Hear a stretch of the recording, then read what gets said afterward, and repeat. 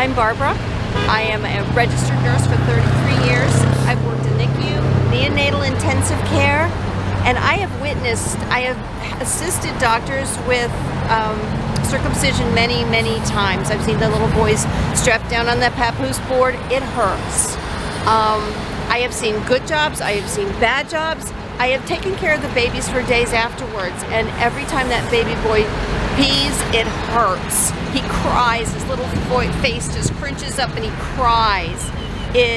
He's going through pain in a time in his life when he's supposed to be learning to trust caregivers, trust his mother, trust his people that are watching him, and to learn about this experience called life. He's having bad experiences. I have taken care of adult males for years and years and years, and I have seen very few incidences of difficulty. The biggest difficulties I see is when nurses don't care for a non-alert gentleman. You're talking about intact adult males. I'm talking about, foreskins. yes sir, I'm talking about males with foreskins. It's the biggest problem I see is that nurses don't know how to care for them properly. I am so happy to see these people. I had to stop on my way to work today. I was just going to the hospital. I had to stop on my way to work. Oh, you didn't know we would be here? I didn't know you were going to be here. And to talk to them and say, what's up with this movement? But I'm so thankful that someone is speaking up and speaking up for the rights of babies that have no say. You know, this is a body modification, just like a tattoo, just like a piercing. I have a piercing in my nose, and my mother was like, but you told me also when we were talking off camera, you told me about how so many moms react when they bring the boy back to her. Thank you. So when these new mothers are taking care of their new little circumcised boys for the first few days, I see the anxiety and worry and trepidation. I have to teach them how to take care of them, and they still are in pain. That little Vaseline gauze doesn't do anything. Those little boys are still in pain. They're swelling. You know, we're trained to watch for the first urination to make sure the swelling hasn't cut off the flow of urine.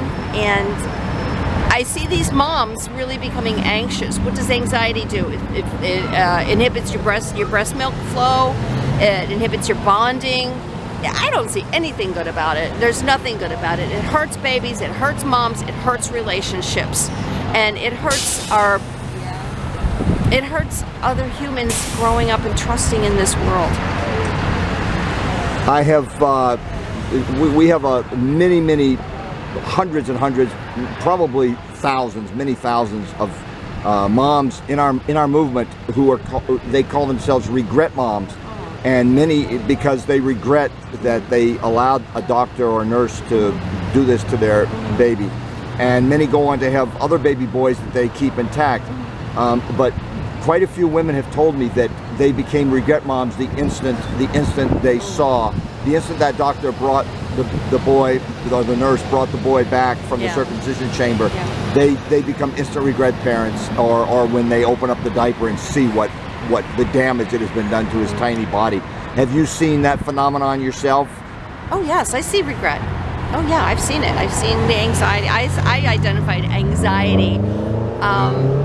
I'm trying to think of what I've heard women actually express, but I definitely have seen the anxiety and the worry and that.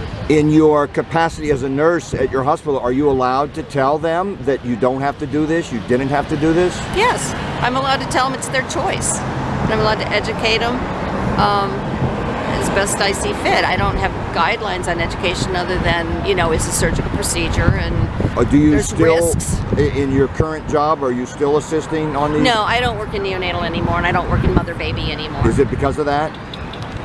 No, I've just moved on in my career. And my friends have told me to remind you and other nurses, and you can tell other nurses, there is a website called Nurses for the Rights of the Child, and they will help nurses tell you how you can be what's called a conscientious objector. Nurses do not have to help in the circumcision or participate or even be present. You have that legal right to be a conscientious objector. So you might want to tell your friends about Nurses for the Rights of the Child. Thank you. I will. Thank you for sharing your story with us, Barbara. Thank you for being here and taking your time and speaking up. Absolutely. Okay, I want to say too that my daughter's due to deliver a boy this week. I only had girl children, so thank God. And I spoke to them about body modification, about the rights of the child, about surgical intervention, and I had them listen to several look up several websites about the risks. I am so grateful that they have chosen to leave him intact and let him make his own decisions about his body. And how old is your daughter? She's 23. Well, and would this be your first grandchild? It is. Well, many blessings Thank you. ahead for you and your a growing family, Barbara. Thank you. Thank you for talking to us.